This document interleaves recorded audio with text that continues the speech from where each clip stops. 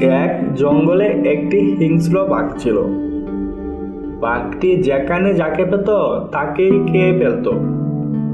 তার হাত থেকে জঙ্গলের কোনো পশু পাখি রক্ষা পেত না।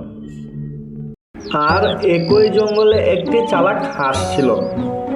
হাঁসটি খুবই বুদ্ধিমান ছিল।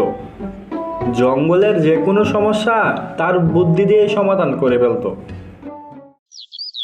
একদিন হাঁস জঙ্গল দিয়ে হেঁটে যাচ্ছিল।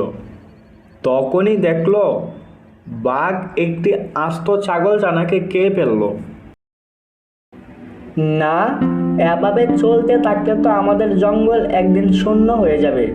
কেউই থাকবে না, সবাইকে এই হিংস্র বাঘ খেয়ে ফেলবে। না, আমার কিছু একটা করতে হবে। এই বলে হাঁসটি চলে আসলো। পরের দিন হাঁস কুমিরের পুকুরের সামনে বসে রইল। কিছুক্ষণ পর বাঘ আসলো। বাঘ তাকে দেখেই বলল, এই তো পাইছি চালাক হাঁসকে। এতদিন ধরে খোঁজার পর আজকে পাইলাম।